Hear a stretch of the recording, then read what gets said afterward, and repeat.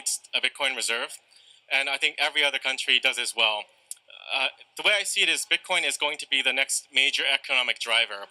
Like, people are very bullish on AI, and they think AI is going to change the entire financial landscape because of massive investment amounts into it. But all those companies that are doing things like AI, they need to store their money somewhere. Like Nvidia needs a vehicle to store their money from selling chips and whatnot, similar to what MicroStrategy is doing, right? They're trying to protect their savings.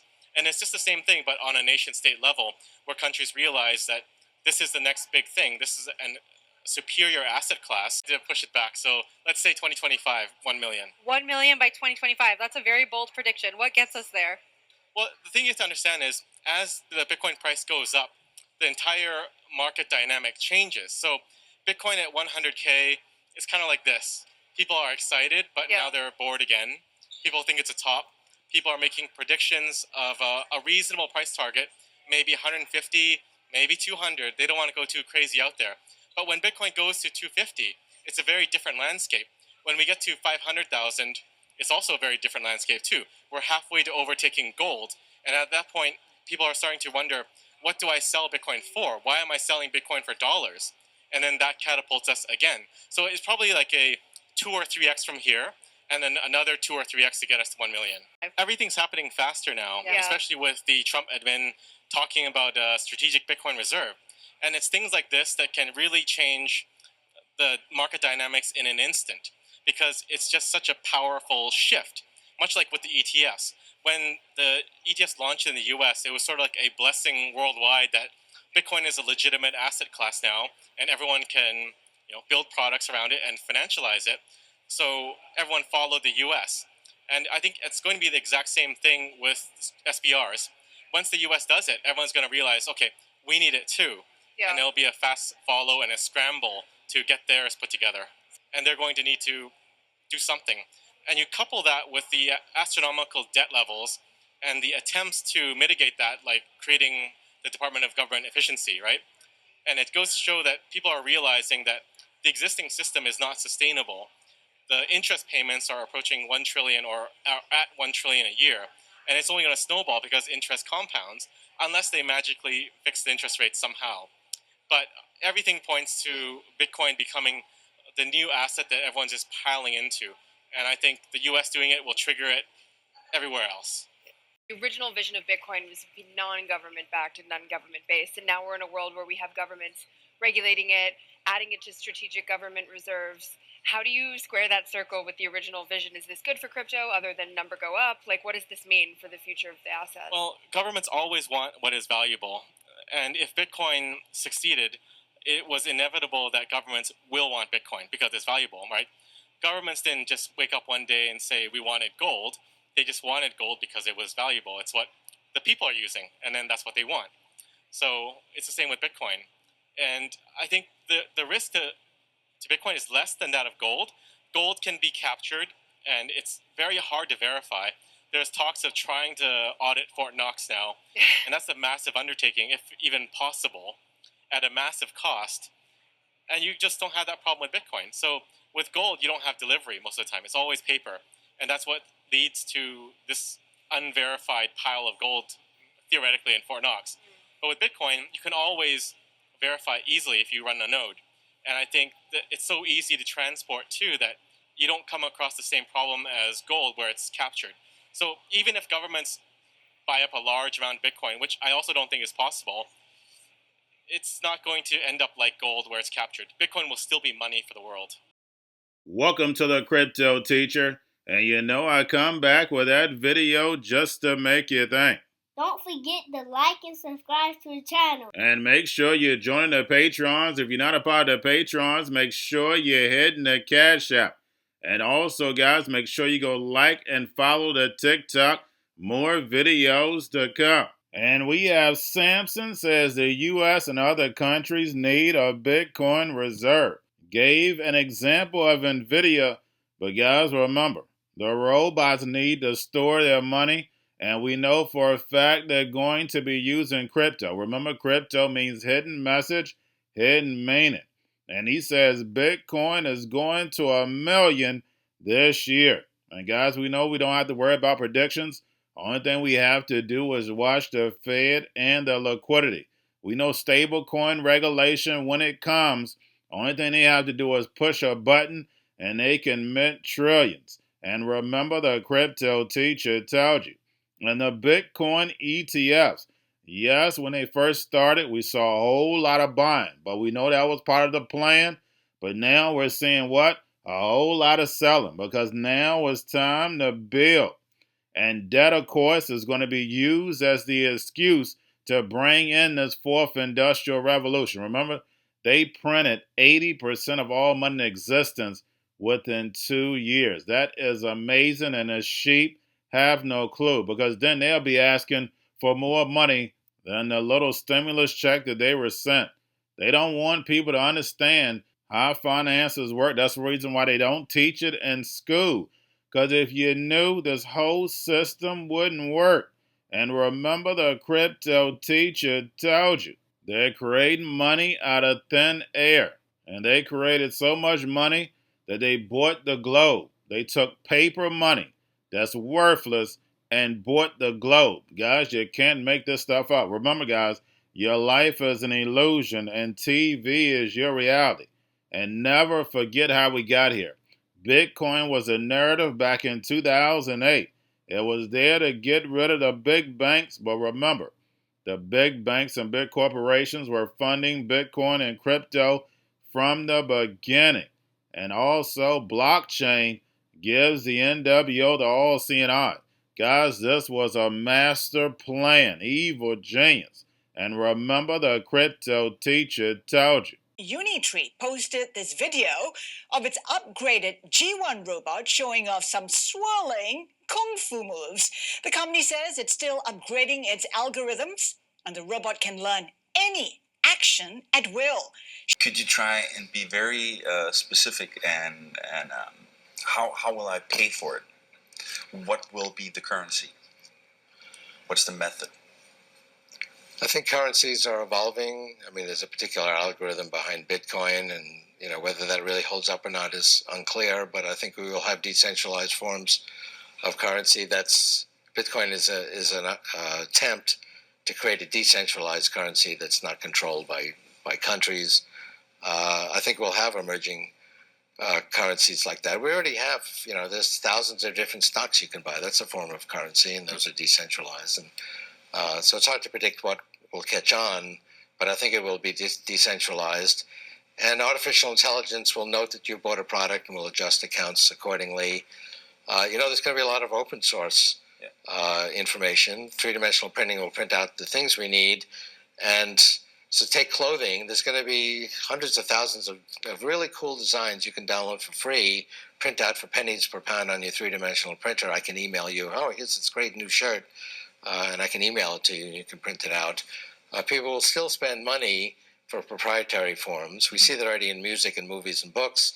There's millions of those free products that you can have a very good time with, but people still spend money for the latest blockbuster or for Harry Potter or for music from their favorite artist. You have a coexistence of open source and proprietary forms of information, and that will be true in every industry. Virtual world, what will value be? Because you're talking about that the price of everything drops, and you can sort of, whenever the whole world is digitized, you could just... Well, it's for proprietary forms of information. I mean, look at music, movies, and books as a forerunner of that. That's pure information, and you spend money for a book, and you get it as an ebook, and it's just information. Now, there's also free books, and there's millions of free books. You could never finish reading all the free books. You still spend money for proprietary books because you want to read that book. And you're going to spend money for a hot design from the latest hot designer for clothing, even though you can get very good free designs. And you're going to have this coexistence of open source and proprietary forms of information. And that's the nature of value, information that people want to acquire and are willing to pay for. Will computers be like in, say, 10 years from now, 2010 or so? Well, in 10 years, because of the miniaturization, they're going to disappear. We won't be carrying around rectangular objects or even spherical objects. They'll be embedded in our clothing. Images will be written directly to our retina from our eyeglasses and contact lenses. We'll have extremely high bandwidth connection to the internet at all times. So, for example, we'll be able to enter virtual reality environments involving the visual and auditory sense, so you can actually feel like you're with someone and look around them just by actually seeing their image directly written to your retina, and it'll actually feel like you're in that environment. Displays will be replaced by virtual images that hover in air, and we'll be encountering a lot of embedded intelligence. So everyday objects, our walls, our clothing, our eyeglasses will all be embedded with computation. Plans within themselves, are they going to be able to keep up? Are they going to be able to have meaningful existences in society? Will there be a massive split, a grand neo-Luddite movement? They'll be able to have the same meaningful experiences they have now, but there'll be a whole level of dialogue that they won't be able to participate in, particularly as we go out to, say, 2040, when we're talking about machines being millions or billions of times more powerful than human intelligence. You really will need to take advantage of this technology to keep up with the explosive expansion of human knowledge and the dialogues that will take place. It empowers both our creative and destructive sides, and I think what we're really afraid of is the duality of human nature, the fact that these technologies can be applied for our human goals, some of which are destructive. So we're going to have to actually build in technological immune systems, be very concerned with the misuse of these technologies, just as we are today. We've seen that with September 11th, that technology, and those weren't the most recent technologies, can be abused for destructive purposes. We're going to have to be very mindful of that. And we are only a few years away from the machines taking over the economy. And if you listen to Ray Kurzweil, we're about 15 years behind. And those of you who've been with me from the beginning are used to hearing Ray Kurzweil. And he told us the plan. So guess what? It's not a prediction when you're working on the plan. And he still works for Google. Yes, guys, you can't make this stuff up. But a lot of products, like he stated, are already digital. And he talks about the 3D clothes. And we know eventually we're going to have all the goods 3D, the food, and your house. And you're going to be living in a virtual world where everything is going to be cheap, getting that free money. And we know the machines are going to be increasing productivity. Your life is going to be a video game. And again, I know it sounds like a movie, but remember, your life is an illusion and TV is your reality. And your eyes and ears are the window to the soul.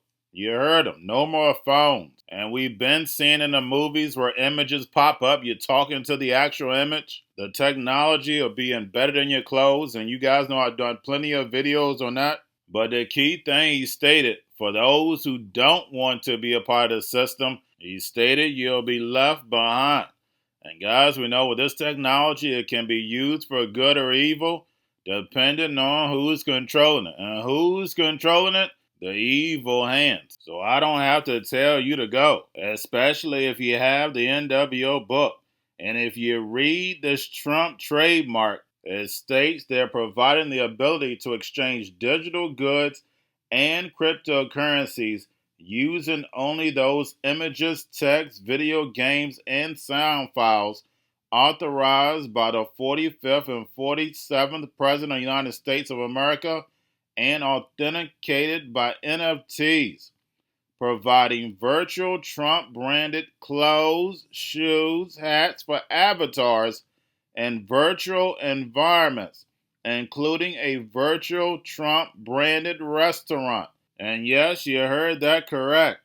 Providing virtual Trump-branded training services in the field of public service, business, civics, fundraising, real estate, construction, and hospitality management. And we know all this is done in the real world. You normally have to book a room in order to do it. Now, of course, we moved over to Zoom, but you only can get a certain amount of people in Zoom. Now, if you go into the metaverse, you'll feel like you're really at a meeting and you can touch millions at one time. And again, I repeat, this technology can be used for good or evil. And the same thing goes with Roblox. We already see this going on in Roblox, but we also see the evil agenda when it comes to the kids. And that's the reason why I say it's so important to re-educate the children. When we're talking about this technology, the NWO are not worried about old people like me. Even the generation behind me, they're worried about the younger generation. They're growing up into this because this is the only thing they're going to know. And that's the reason why it's so important for you to not fall for the devil's tricks.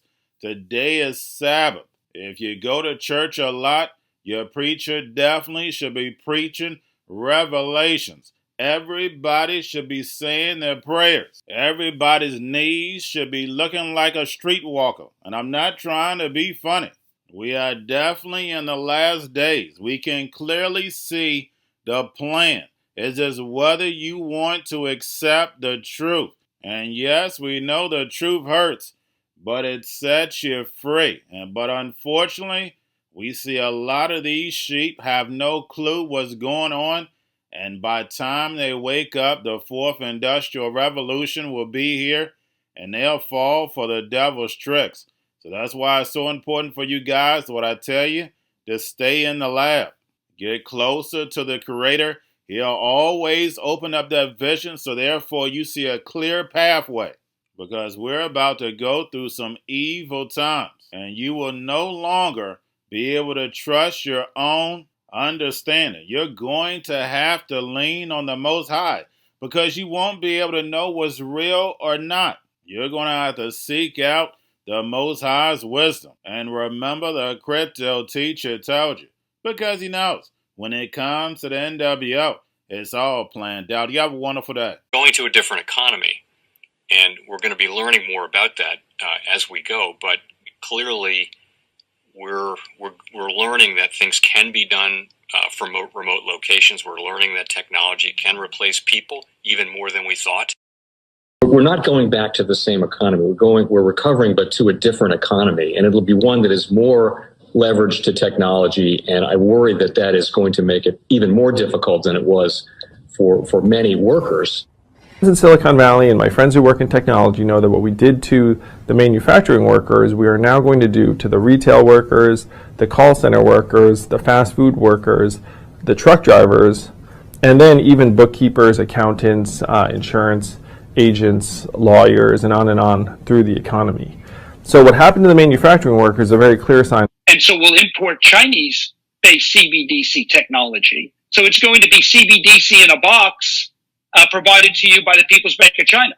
But every stock, every bond, every currency, every commodity, every piece of art, every private business, every piece of real estate will eventually be a token on a blockchain, an entry on a ledger, permanent and immutable. We will have truth instead of trust, and we will save over $7 trillion a year. 6 to 8% of global GDP is wasted by the friction of the trust industry that's necessary when you have dual entry accounting. With triple entry accounting, which is what a blockchain is, we get rid of all of that friction. It's a beautiful future. Like what you see in China and their social credit scoring systems, right? If we get identity wrong, it could be a tool to enslave humanity. And if we get it right, it could be a tool to liberate humanity. And as an American, I'm obviously rooting for the one that's on the side of freedom. Bitcoin is an international asset. And also, I do believe the role of crypto is, it's digitizing gold. I actually believe this technology is going to be very important. Look at it. We have been part of a huge revolution in investing through ETFs. We believe that ETFs will be changing the whole way we invest.